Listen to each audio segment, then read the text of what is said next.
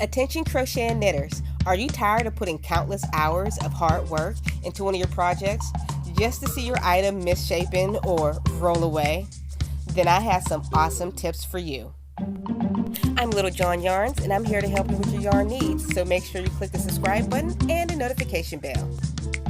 Today's video is sponsored by the red Suricata blocking mats. We all know knitting and crochet doesn't come out perfect as soon as you bind or fasten off. Your edges might be a little uneven or your length a little off. Don't panic. You followed the pattern correctly and your gauge is measured right. Blocking can fix all this. Imagine blocking as a superhero for yarn.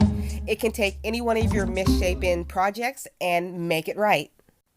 You can block all types of fabric, except for silk. I'm going to quickly show you how I block, but when you do this, make sure you have a good quality blocking mat. I don't know how many times I've stabbed through the back of my thin mat with their little flimsy needles. So I'm going to show you what I'm going to be using. The red Suricata blocking mats come in this cool PVC storage and carry case, which is super convenient so you can easily store and never misplace one of your mats. Included are these 50 free T push pins, which I prefer over top of the ball push pins, which are flimsy and easily break.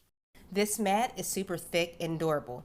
It has a two-sided grid, on the front a side for inches, and on the reverse side, centimeters. Which is super awesome because most mats are only one-sided and it only measures inches. This one measures both. This blocking mat is foolproof and they're numbered for easy assembly, and the grids are perfectly aligned. This 3x3 blocking mat can be arranged to fit any one of your projects. Red Suricata is offering a 15% discount to every one of my subscribers, and to make the deal even sweeter, they're having a giveaway of one free blocking mat to every 250 people who sign up. I'll leave all the information down in the description below. Alright, let's hop into this blocking tutorial. There are two types of blocking. You can either spray block. This is what you take a water bottle and spray your item until it's completely damp, or you can completely submerge your item into water, and that's exactly what we're going to do here today. So I'm going to take my granny square, submerge it in the water, and once it's completely wet, we're going to remove it and gently fold it in half and squeeze out the excess water. You don't want to wring your item or twist it in any way. So once you have all that water squeezed out, you can place it in a towel and get any extra excess water out of it. And now we're going to move on and pin it to our blocking board. We're going to take our granny square and we're going to block out a 14 by 14 centimeter granny square.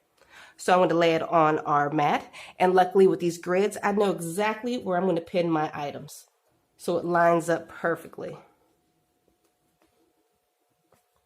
And these pins are nice because they're very sturdy and they don't bend when you stick them into the mat. And the mat is extra thick, so I know I'm not going to stab anything underneath my mat. Take some extra pins so everything's all nice and even.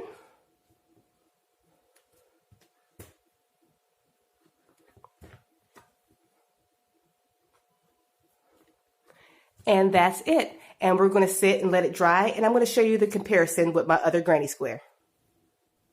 Here's a before and after picture. As you can see, after blocking, the edges are perfectly aligned.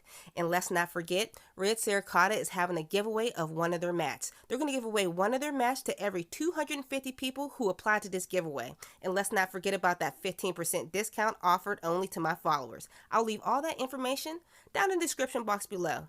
Okay guys, if you like this tutorial, don't forget to like, share, and subscribe, and check out my other videos, like my crochet yarn hack. Alright guys, I'll see you all on the next tutorial.